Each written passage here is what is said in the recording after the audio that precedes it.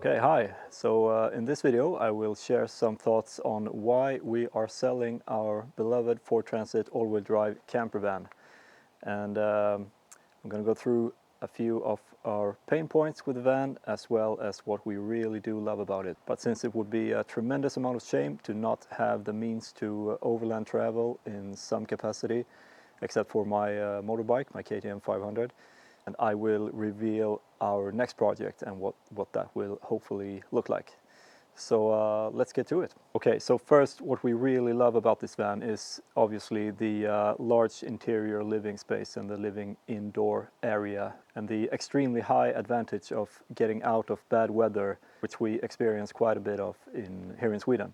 So the indoor living space is a major advantage to this van.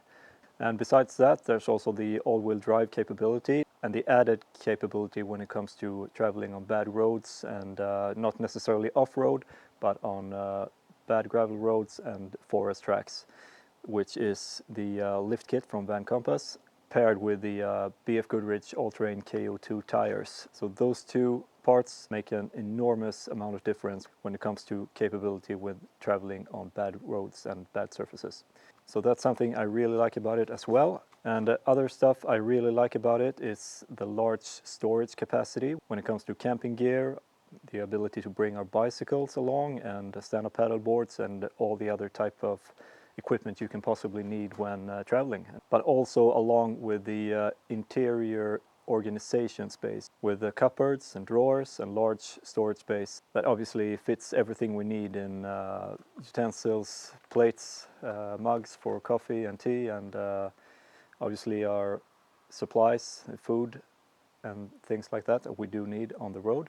So for the three of us, my wife and our daughter, or occasionally myself at times when I'm traveling alone in the van, there's a huge amount of space and we have everything we wish for while living inside the van.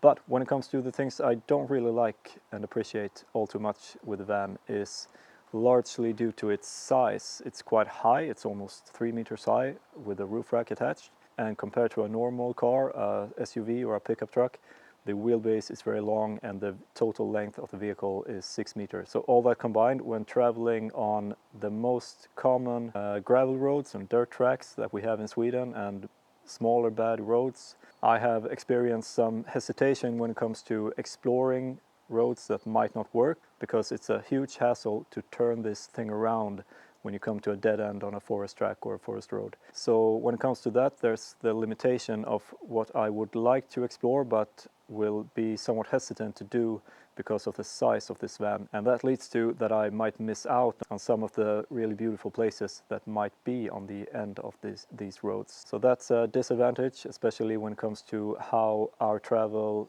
usually looks like in our place in the world in Sweden, where there are less open areas that you can drive anywhere you want, except for perhaps a few beaches on the west coast.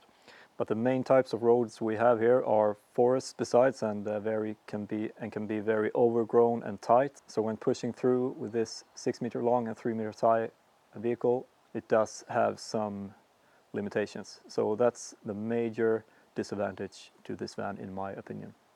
And another disadvantage that might be a minor one, but still a disadvantage, is that I continuously have a bit of a worrying mindset when I drive this car, because something is always rattling and I fear that things might fall off or get broke or anything like that on the road. But I have been proven wrong, luckily, because we have never experienced any breakdown besides one minor water leak on one occasion, and everything has held together extremely nicely, and we haven't had any problems at all when it comes to the durability of the build. So it had held together as it should. But still, this little annoying fear of things falling apart when I drive the van is present anyways, but that's just my feeling, so that shouldn't be a reason to get rid of the van. But still, it's present, and I don't really like the feeling when I'm driving it longer distances.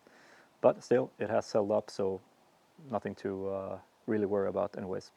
Another thing that I don't really like about the car is that it draws attention, even though it's painted green, and it does blend in better in natural surroundings. But however, the size of it does draw attention when we are driving on smaller roads through small villages where it's very obvious that someone is living inside this van. So that's one thing we don't really like, that it's hard to blend in urban areas, and in particular smaller villages or smaller towns where it's obvious that this is a tourist van and tourists visiting the area. Although it's easy to not be seen when you're inside the van because we can close the curtains and make sure that no light or anything spills out. But still, it's a large vehicle compared to the most common type of cars we have here in Sweden, which are normal saloon cars or SUVs. That presents a much smaller footprint than this van does.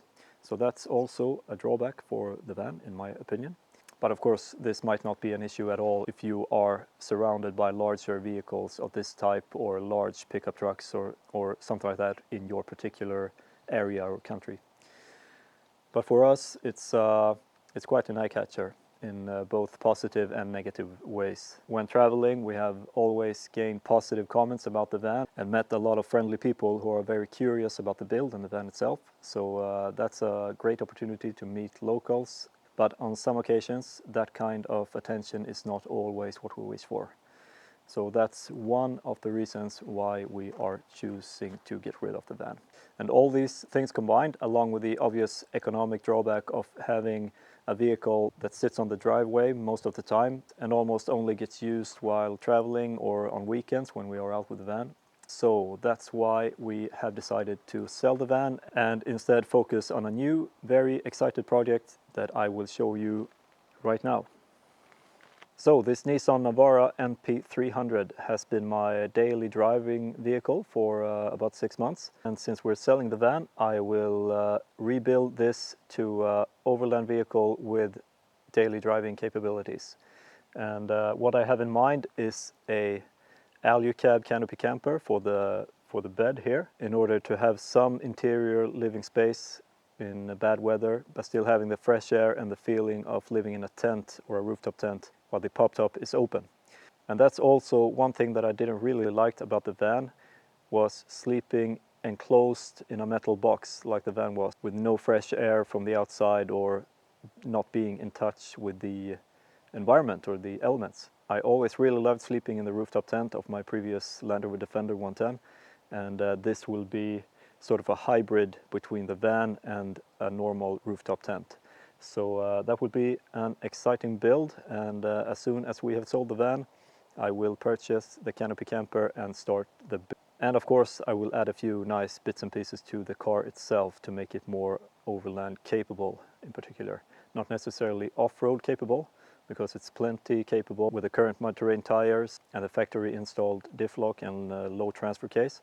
But my plan is to install a lift kit to make it a little bit more high clearance, and also add some heavier duty springs for the rear, since there will be a lot of weight on the rear axle with the canopy camper and the interior furniture and the fridge and everything like that. So it will be an exciting project to start, and I will make sure to keep you posted on how this goes. So if you're interested in seeing how this build will proceed, please subscribe to my channel, and I will see you in the next build video on this car.